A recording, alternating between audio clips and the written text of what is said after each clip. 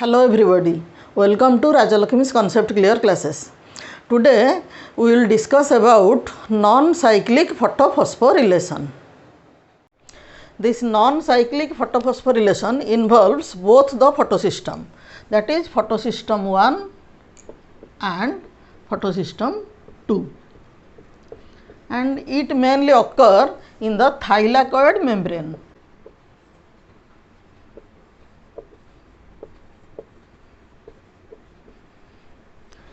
Thylakoid membrane contain both the photosystem. We will start from photosystem 2. The photosystem 2 has the reaction center known as P680, and it is also surrounded by the accessory pigments. So, when light falls on the photosystem 2, it absorbs a huge amount of energy and expels an energy rich electron which is accepted by primary electron acceptor. Then it passes to plastoquinone, then cytochrome chain, that is cytochrome B559, then cytochrome F, and then plastocyanin,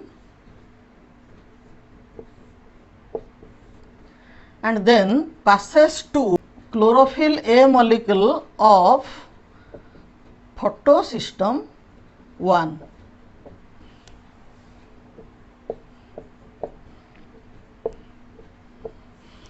So, here the electron which is expelled from the photosystem 2 moves downhill and accepted by photosystem 1.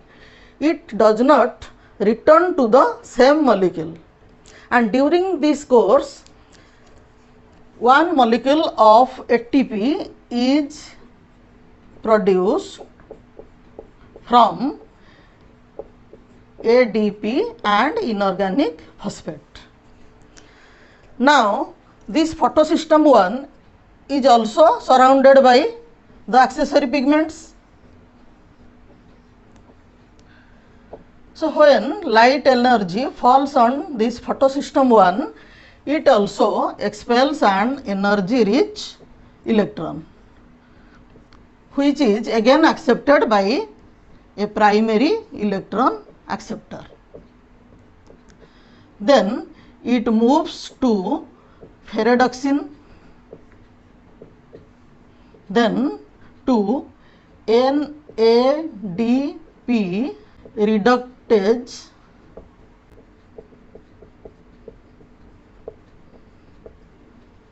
enzyme to NADP.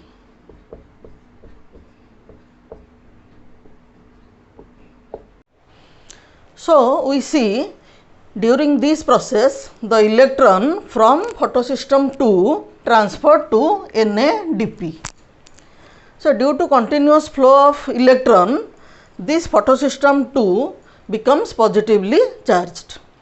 This positively charged P680 molecule now causes photolysis of water or splitting of water molecule into hydroxyl ion. Suppose we take 4 molecule of water, then 4 hydroxyl ion and 4 hydrogen ion. This hydroxyl ion donates its electron to the pigment system 2 or P680. Now, the P680 molecule comes to its ground state. Then this OH radical form two water molecule and an oxygen molecule. This oxygen molecule is liberated during photosynthesis as byproduct, and this hydrogen atom then is directly accepted by NADP. So now NADP gets hydrogen atom or a proton and electron, and it is reduced to NADPH2. So in this non-cyclic photophosphorylation, ATP is formed and also NADPH2 is formed. And due to this shape of the cycle, it is also known as Z scheme.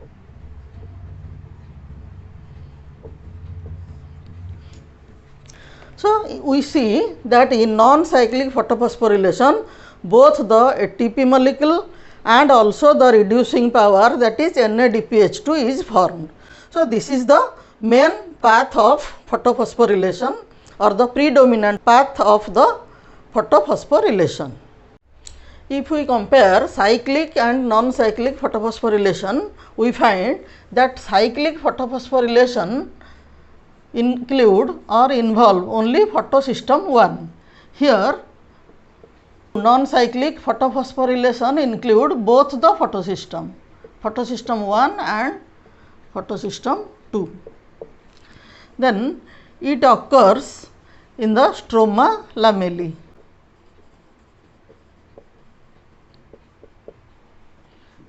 And here it occurs in the thylakoid membrane.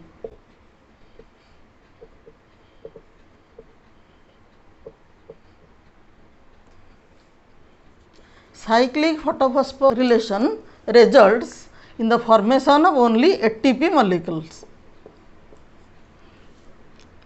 Here both ATP and NADPH2 are produced during non-cyclic photophosphorylation. These ATP molecules and NADPH2 are utilized in the dark reaction of the photosynthesis. So if you have any doubt regarding this video, you can ask me in the comment section. If you like my video, please like, share and subscribe.